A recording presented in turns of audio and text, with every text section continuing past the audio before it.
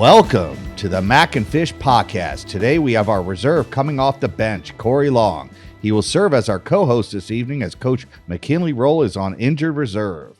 In the Weekum Roundup, we will discuss McKenzie Milton. Coach Norvell just landed his biggest recruiting catch so far as FSU head football coach.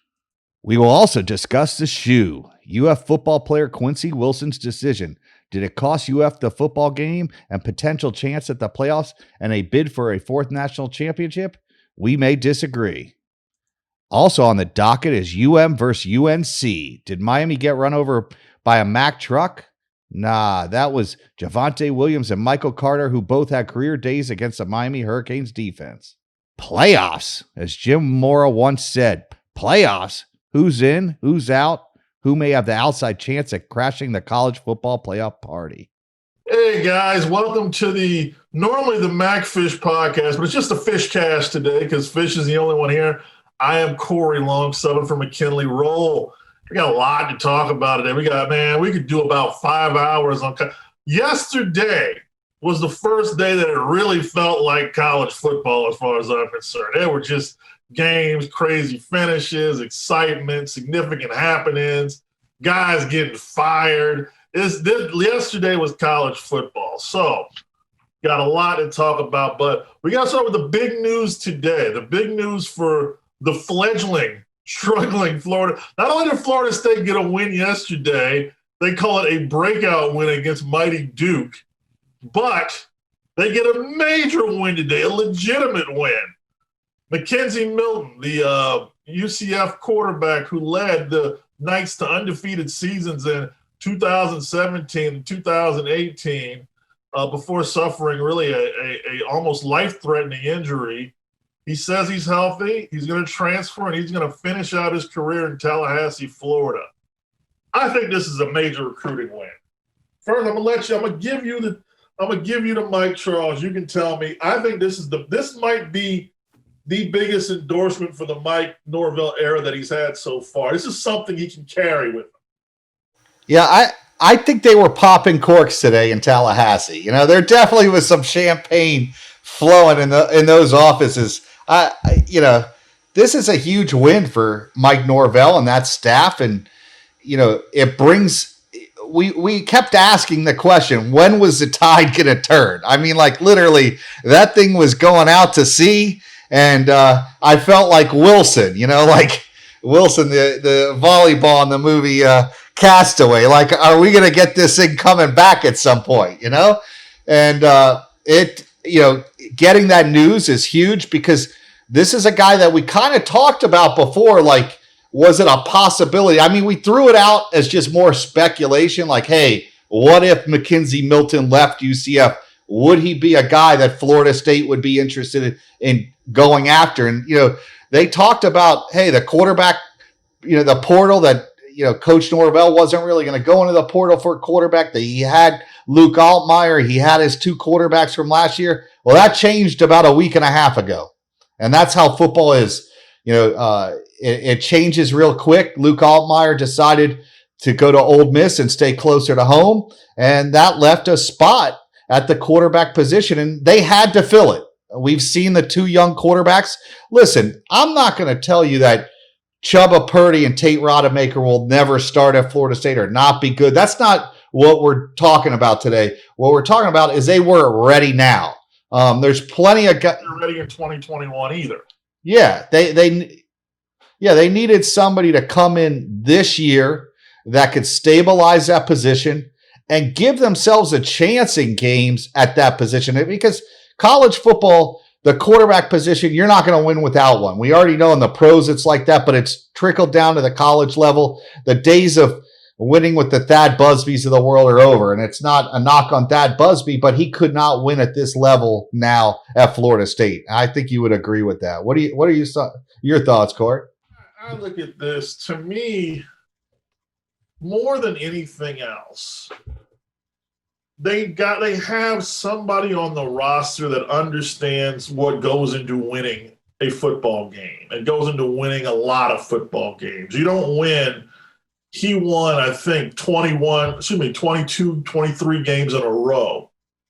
You don't do that by accident. It's a lot of hard work. It's a lot of sacrifice. And no matter how hard these young guys work and try to get better, that doesn't always equate to working to win. So if anything else, if God, God forbid he gets hurt again and can't play, he can instruct.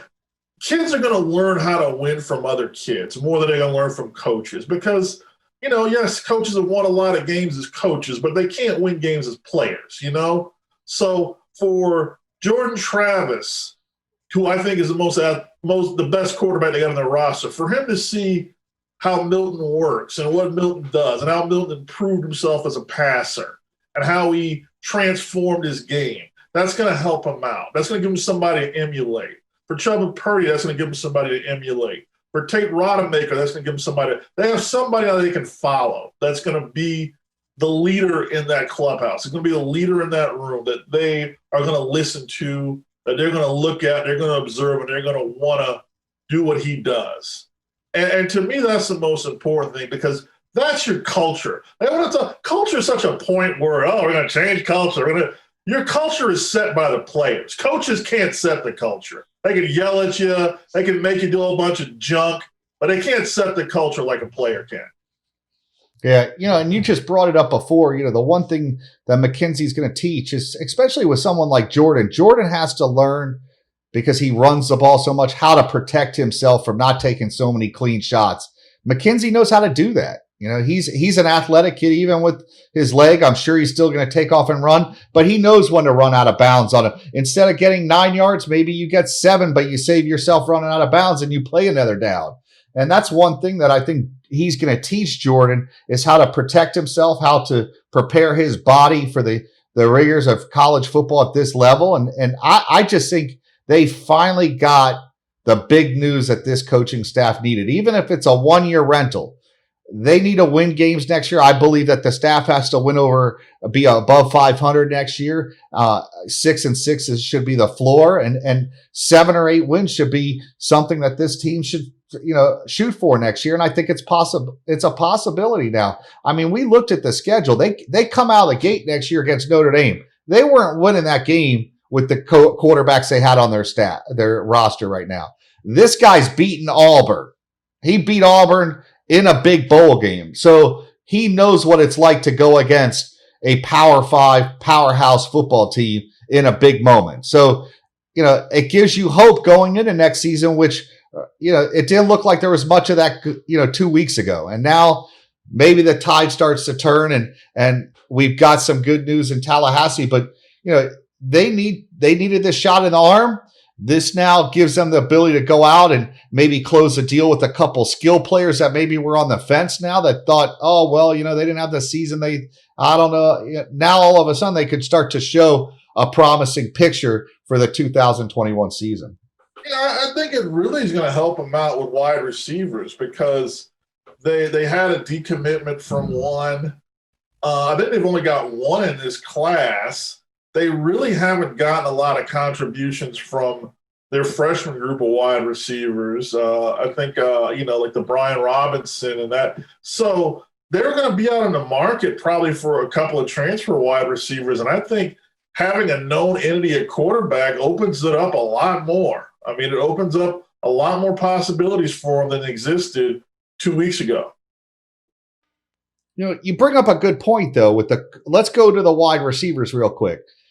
These guys were heavily recruited. Brian Robinson, I know Portier was, an under the radar guy, but Brian Robinson was a heavily recruited kid. Corey Wren was committed to Georgia at one point. Does McKenzie Milton make these guys better? He has to. Because they got to be excited. They got to be excited to know one of these guys on throw some. Like McKenzie Milton had an arm. Yes, he's a very athletic quarterback. Yes, he can run. He threw for almost 9,000 yards in a little less than 3 seasons at UCF. That kid can launch the football, and he can go deep. And it's it's an offense that I think Norvell and Dillingham want to run. It's an offense where they can take a lot of shots downfield. So, if I'm a guy like Brian Robinson, a big outside wide receiver, I'm jacked. at knowing that, you got a quarterback that can deliver you the football. So, yeah, I think I think they got a chance to get another wide receiver because if you look at what happened down in Gainesville, they've shown you what bringing in transfer wide receivers can do. I mean, Grimes, they had Jefferson come through, they had Justin Shorter from Pitt. Those were all, high 4-star, 5-star players. So maybe this puts you in a situation where you can get a player that, really has some tremendous upside. And pair them up with some of your young guys that still, you're trying to work in. FSU fans should be thrilled. I think this is the best case scenario they could have asked for. Once they lost their quarterback commit, was they were able to get in a guy.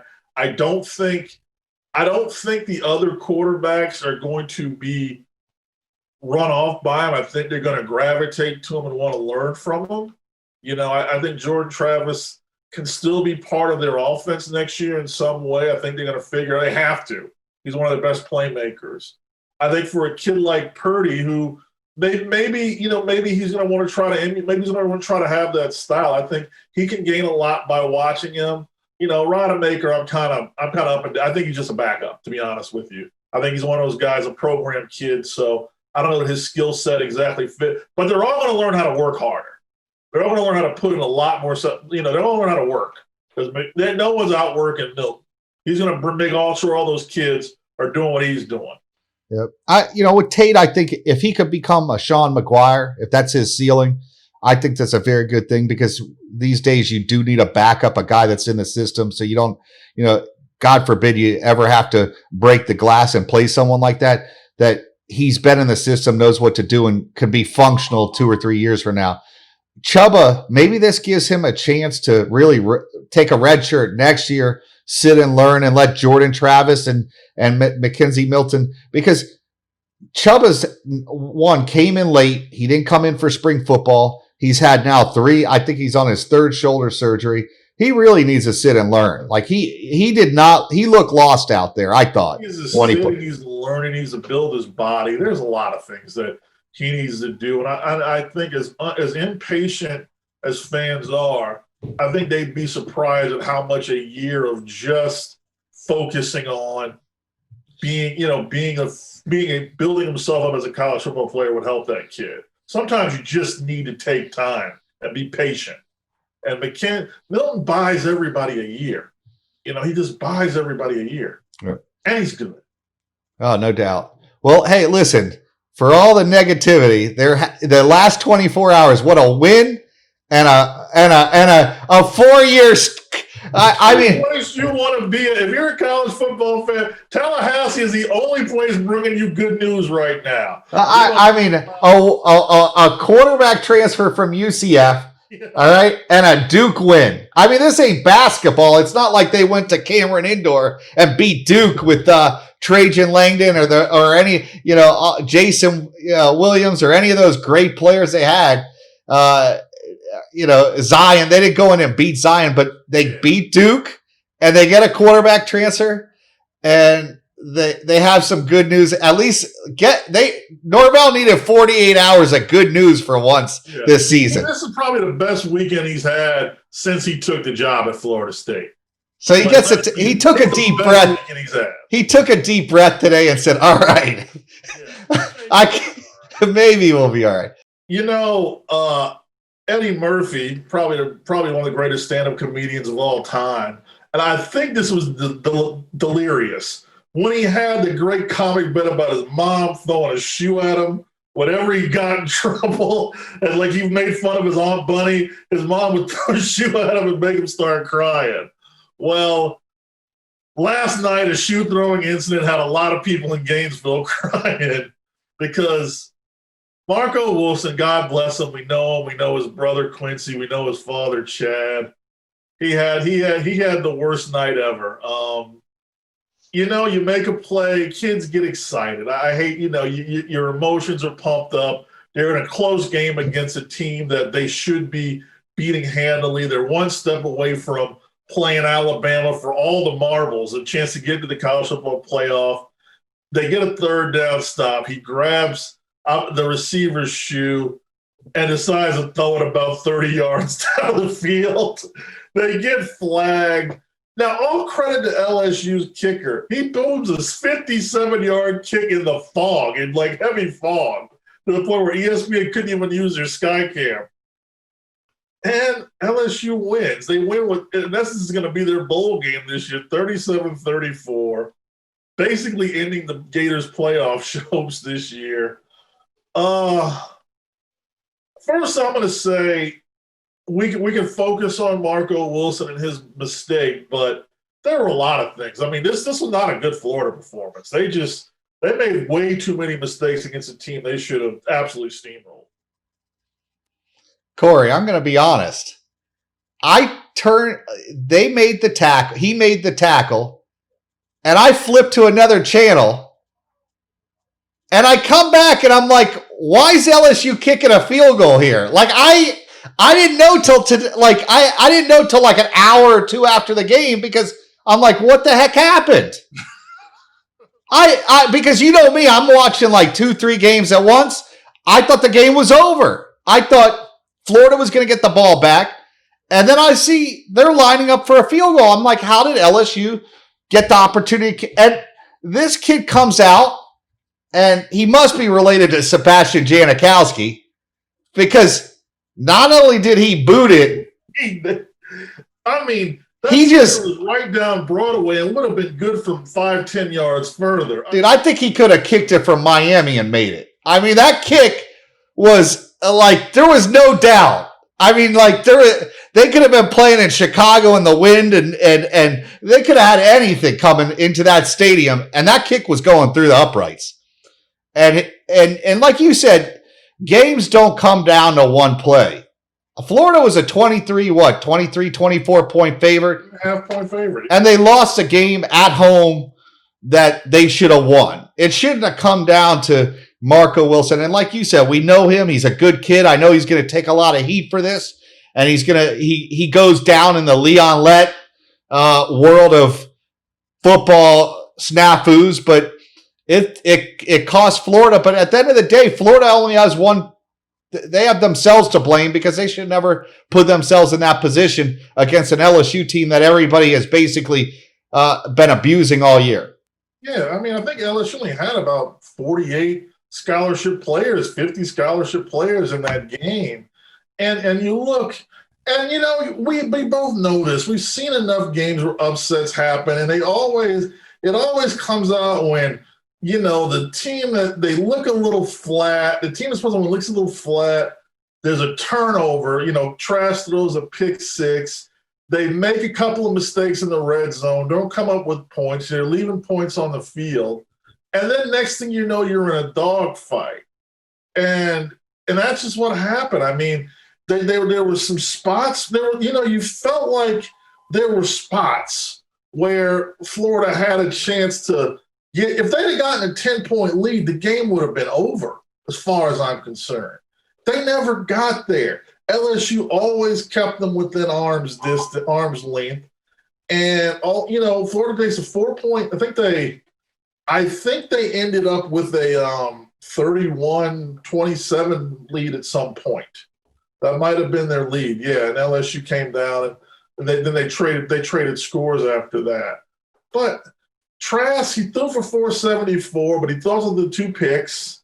One was an incredible pick. One again was a pick six. He lost a fumble off of pressure. He still struggles going against pressure. Kyle Pitts didn't play, but again, they threw for 474 yards. So they did what they needed to do in the passing game.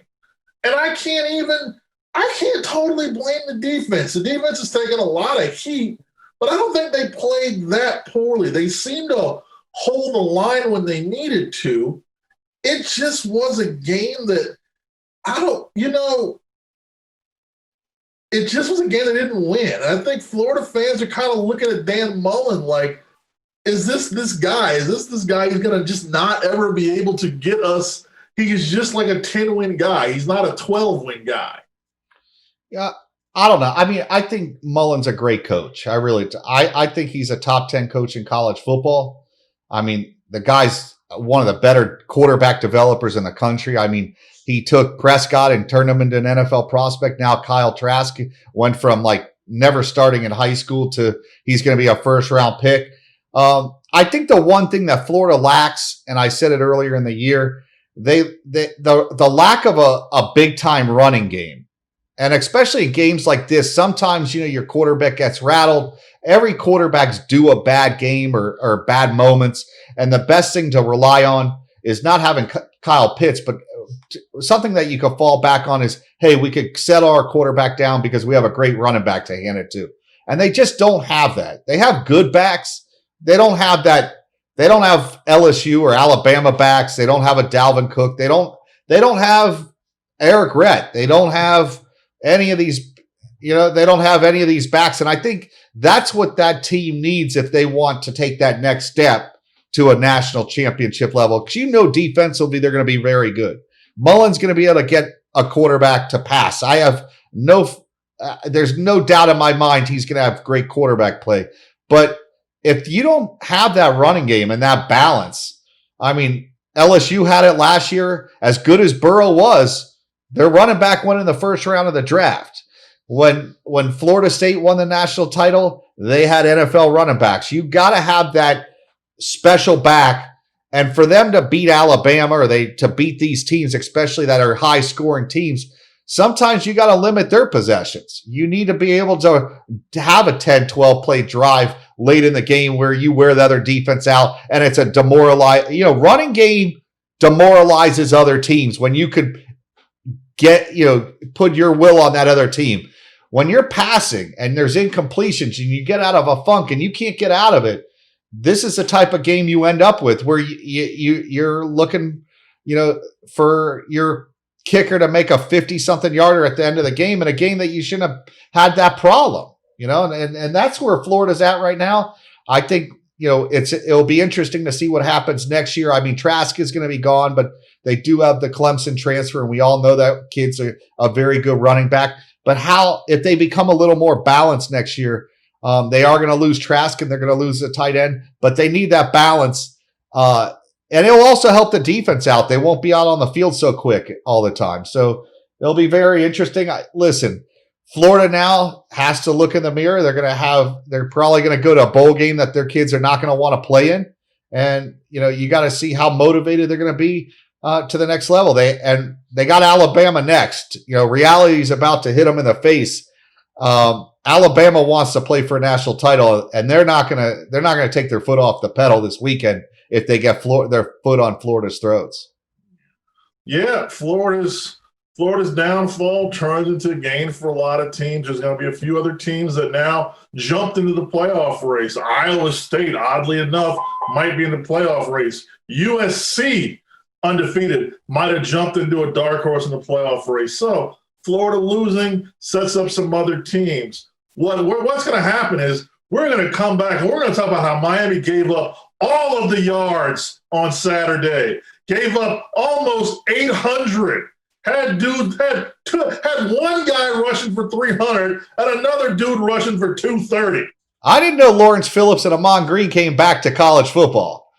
I mean, the only thing missing was Tommy Frazier handing the ball. Like, Florida fans must have watched that game and said, wait a second, we've seen this picture before. This looked like the Fiesta Bowl. Like the Fiesta Bowl. I mean, like Lawrence Phillips came back. His spirit came back on Saturday and was in the body of, Carter. I mean, those two kids look like, they're still running. They are still running. Like, Coach can't, honestly, the two of them, if they get in trouble this week, he can't even make them run practice. Their legs are dead. I've never seen anything like it. Like, when I looked at, because I was watching the game kind of in and out, I was really started focusing on Coastal Carolina at some point. But I'm looking at the box score on my phone, and I'm like, I knew they had run well. I mean, I knew they were running. I see, okay, Carter has 308 yards. That's pretty solid. His backup has 236. Like, there's normally not enough carries to go around if one guy gets a 300-yard rushing game. All right? And then on top of that, Sam Howell threw for like 220-something. Like, how did they get this many snaps? Like 778 yards. The only time I see that many yards is my son playing me in Madden. Like he racks up yards on me in Madden. Like listen, Corey, my wife used to tell me you got to let him win. You got to let him win. He can't lose. He'll never want to play again. I have never let that down ever since. I haven't won since. And that's what watching that game was like yesterday. Just watching guys run by defenders. I felt like playing my son in Madden. Guys were just running by me. Did Miami lose out their shot at a New Year's Six Bowl on Saturday? You know, the name Miami still holds a lot of power, and a lot of eyeballs are on that TV set. And that's what it's going to come down to. The TV execs are going to be like, listen, we still want Miami on TV because they sell eyeballs. I mean, there are not going to be many tickets sold because of COVID, but they still are a team that everybody wants to watch, good or bad. They're like the Oakland Raiders or the Dallas Cowboys. You want to, good or bad, they're that train wreck that you want to see, you know? So I still think that they will get to New Year's Day Bowl. They've had a great year. Listen, I know Miami fans want to fire everybody on that staff, but that's ridiculous. And guys, let me give you one bit of some good news, Miami fans. Leonard Taylor, all right? Trust me, nobody's running on your defense next year with Leonard Taylor like that. All right? There's not going to be too many 300-yard games once the big man steps on campus because he's that darn good. All right? I mean, he by himself, he almost took Miami Palmetto. Oh, this is bad news. He almost took them to a state final with no offense. I mean, literally no offense. So, Miami fans, just chill out. The enforcements are coming next year. You got James Williams. You got Leonard Taylor. You got a lot of studs coming on that side of the ball. I wouldn't be sweating it. Your number one recruiting thing is convince D'Eriq King to come back one more year, and a lot of Hurricane fans will be happy next year in January. We'll end the Hurricanes talk on this.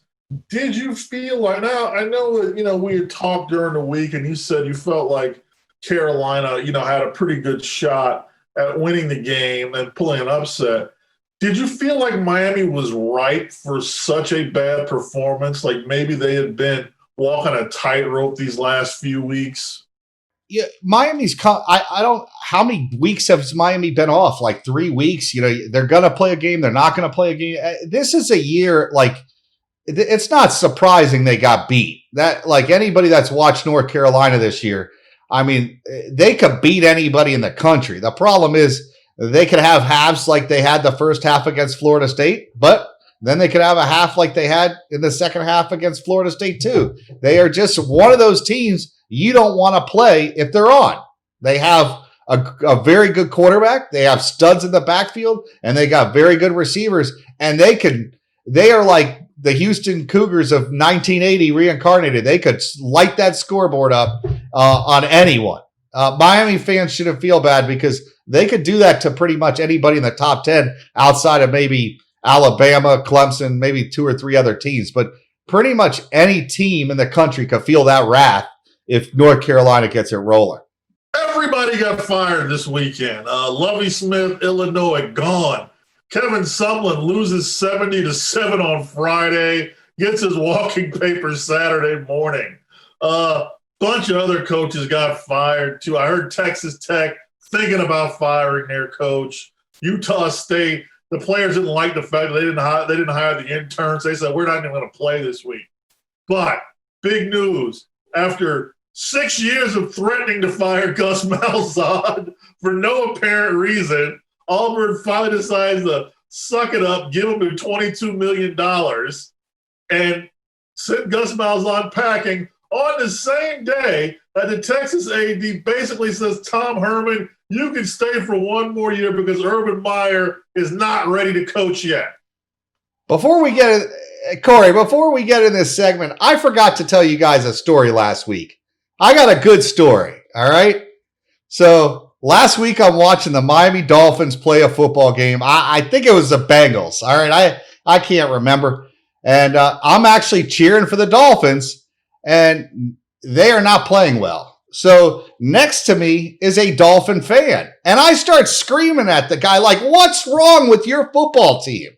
And he's looking at me like I'm crazy, and I keep saying it. And then I go back to watching the game, and like every 10 to 15 minutes, I say the same thing. Well, I can't believe it. At the end of the game, Corey, I noticed that his brother is talking to him, but in sign language. Now, I had no idea I was yelling at a deaf guy. Now, I felt awful because I didn't know why this guy wouldn't listen to me while I was yelling at him at the top of my lungs. All right.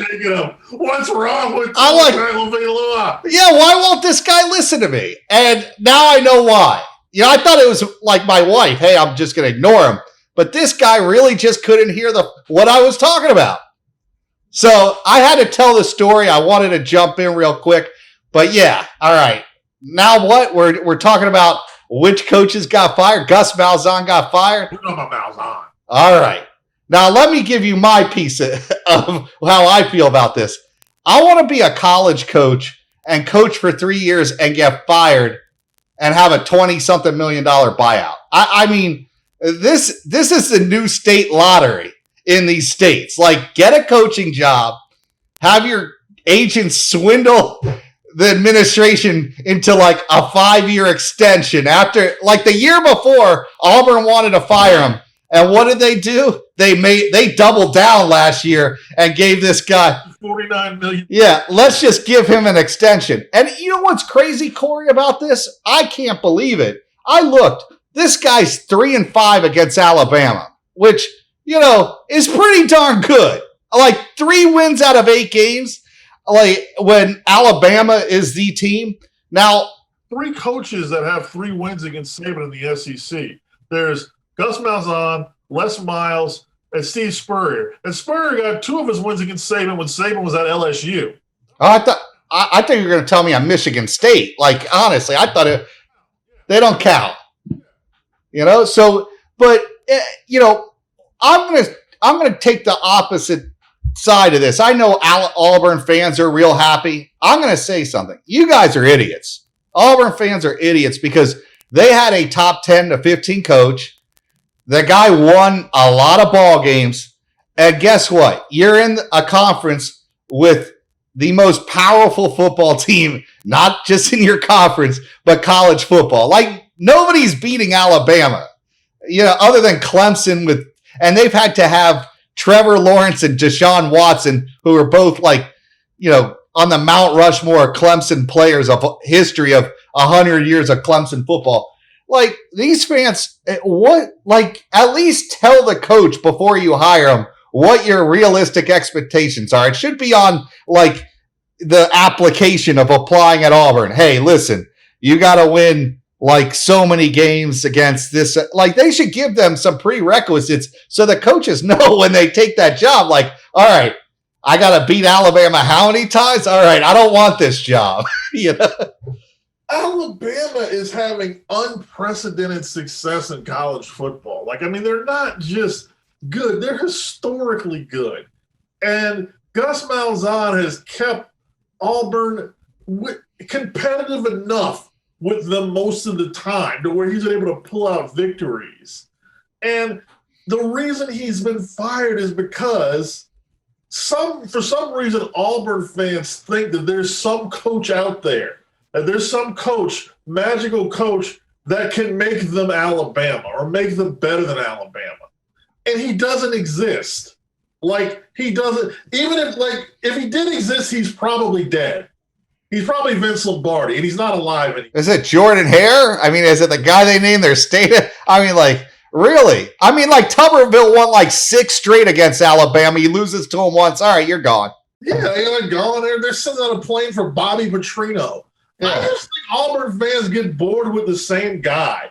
They're kind of like the way Elizabeth Taylor felt about marriage. Yeah, these guys would not, like, Auburn fans must get divorced a lot because, you know what?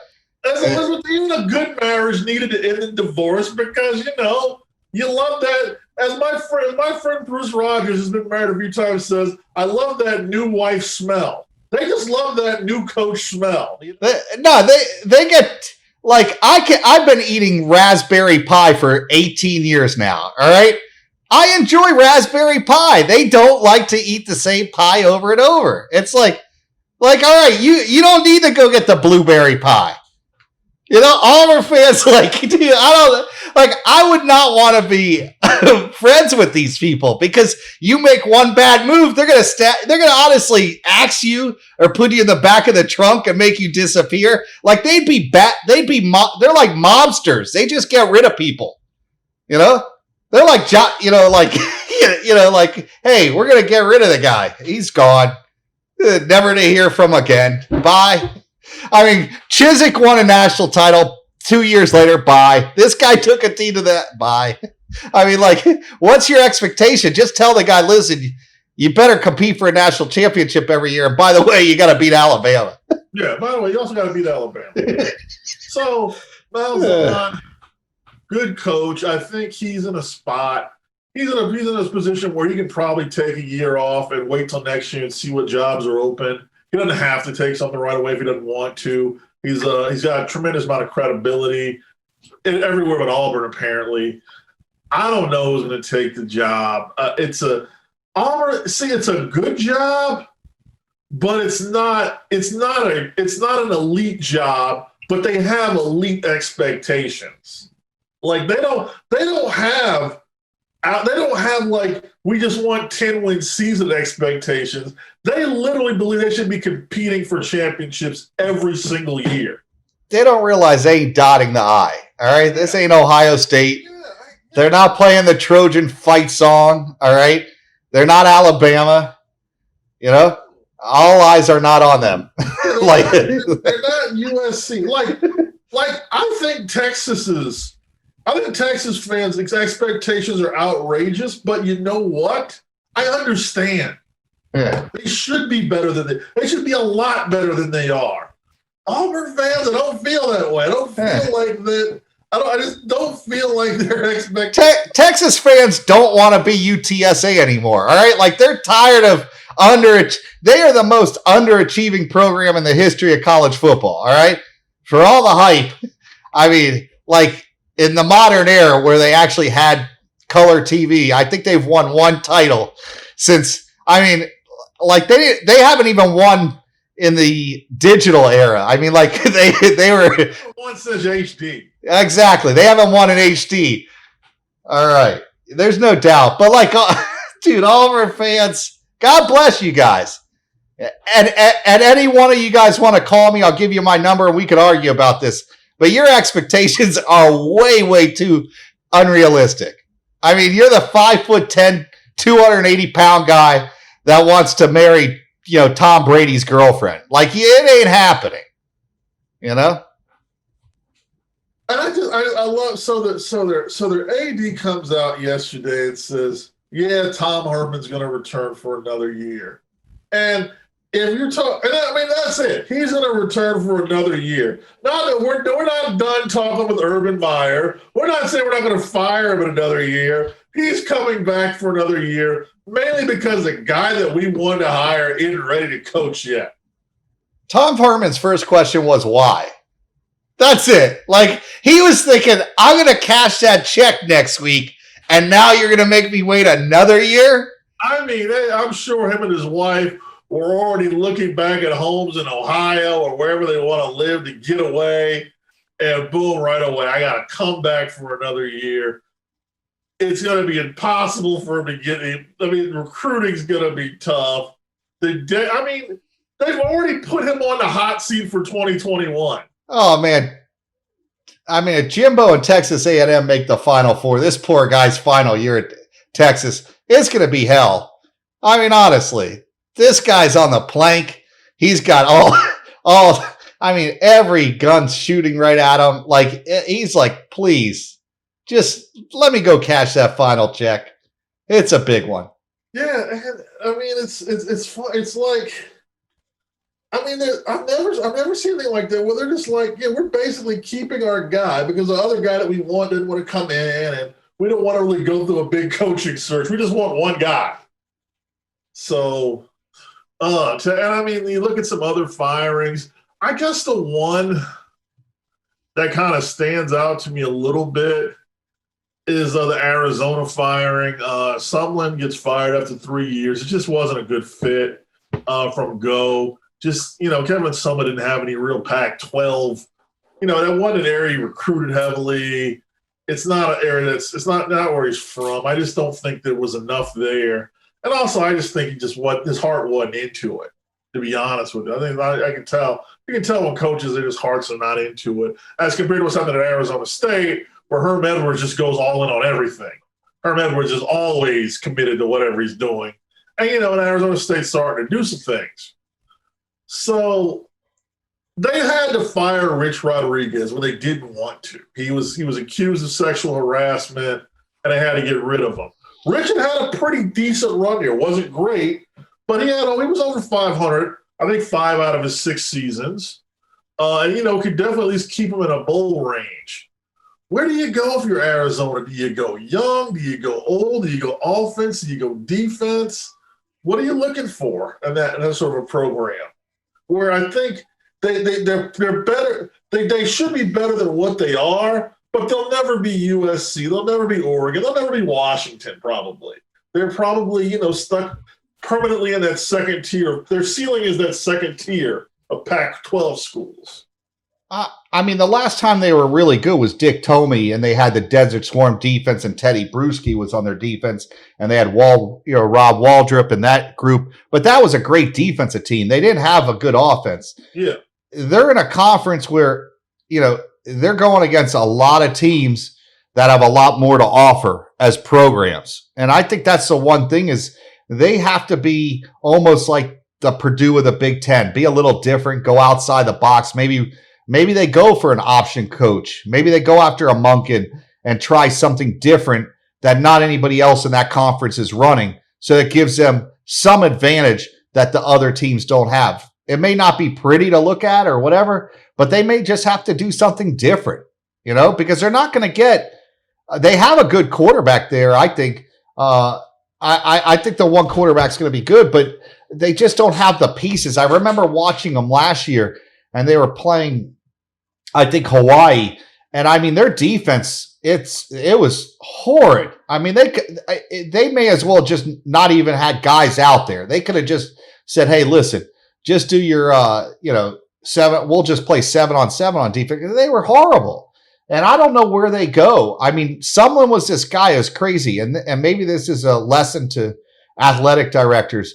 Someone was a great coach at Houston. He had that thing rolling. And just a few years later, you're talking less than a decade later, this guy is now got run out of 2 programs. And I thought he did a decent job at A&M. He didn't win enough. Jimbo's doing a lot better job. But it's just, once again, he took a job. I don't know how much you can win there. And I think they're going to have to strike it with somebody and get lucky just because that conference, Oregon, USC, UCLA, UCLA's getting a lot better. They were going to run, they wanted to run Chip Kelly out. All of a sudden, Dorian Thompson, their quarterback next year, is going to be one of the top quarterbacks in that conference. Yeah. Yeah, I don't know where they go. They're kind of an intriguing job. They're one of those fringe jobs to where the right coach can probably do some good things there, but more times than not, they fail to hire the right coach to do the job. Playoff spots. It looks like some things are determined. I think Alabama's in, win or lose. I think Notre Dame is in, win or lose. Clemson wins, they're in. That leaves that Ohio State spot out. There's going to be some criticism because they've only played 5 games. NCAA doesn't care. College football, whoever's decided, the playoff doesn't care. Ohio State brings in viewers. Notre Dame brings in viewers. If they get Ohio State, Notre Dame, Clemson, and Alabama, those guys are breakdancing. You're going to see Condoleezza Rice in there breakdancing, popping and locking because they got all the TV that they want. Something happen. Some upsets happen. I am on the outside looking in. I'm sticking to my guns. Clemson's going to lose this weekend, which puts A&M and that puts A&M will be in. And here's my thing: Ohio State beats Northwestern, But say they beat them in overtime or on a last-second field goal, a much more competitive game than what people think. A&M is A&M. Can you Ohio State's going to be in. Like, let's be real. Yeah. Like, they haven't made. They've been left out too many times when they had 2 losses, and like they want a reason to put Ohio State in there. Let's be realistic. I mean, like you said, there's too many eyeballs on the TV sets, and they're a more popular team at the end of the day. Like Texas A&M's not sexy. They're a very good football team. And if Ohio State loses, they'll be in and people are going to have to accept it. But, I mean, look, Ohio State could have probably just not played a game this year and showed up for the Big Ten championship, and they'd say, all right, they won it, they're in. That's enough. They're 1-0. They're 1-0. They're done. You know? Are there some other – say some hell breaks loose. Say a few teams lose. We'll say Clemson loses. And let's say Ohio State gets upset. Who in the rest of that field can jump? Can USC, say they win on Friday against Washington, can a 6-0 USC maybe take a large leap? Can an Iowa State team, if they beat Oklahoma, can they possibly backdoor their way in? Is there a spot if say Notre Dame wins, Northwestern wins, does a spot kind of open up for Florida to where maybe if they can upset Alabama, they can jump back in the mix? Like, I mean, are there some teams that you look at in the back in that 5 through 10 area that you say, you know, maybe, you know, if all the cards work right, they could jump in? Clay Helton is hoping that he does not make the playoffs, and I'll tell you why. All right, I'm going to give you Clay Helton may save his job if he goes undefeated this year. He makes the playoffs. And they get boat race against Alabama like Sumlin just got beat, all right? Because I think that's what would happen. They'd get 70 spot. Like 70 seems like that fun. Kevin Steele got fired at Clemson for 70 in the Orange Bowl, and I love Coach Steele, but he got fired for that. Sumlin got fired. I mean, it's like the quick pull on that plug. Like we pull the ripcord real quick when 70 gets thrown up. Like Clay Helton's like, listen, I want to play in the Blue Bonnet Bowl. Do they still have the Blue Bonnet Bowl? Can we play? We'll play. Can we play Florida State? Can we play? Is UMass available for a bowl game? Like he wants the path of least resistance. He does not. He doesn't want Notre Dame. Listen, he got Notre Dame off the schedule this year. He's like, thank God. All right, he got Alabama off. Like he doesn't want any good teams. That the rest of the way, he's like, oh God, we got Washington. They don't really have a good team this year. We're gonna win the Pac-10. I may get an extension out of this. These idiots may give me 5 more years.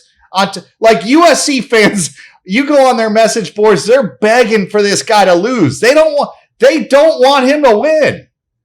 Like because they're like, oh my God, we got the Bob Davie of USC football. Like, hey, I could say this because I know I'm never getting USC as a client, but Clay Helton, dude, he's begging the football gods, do not put us in the playoffs.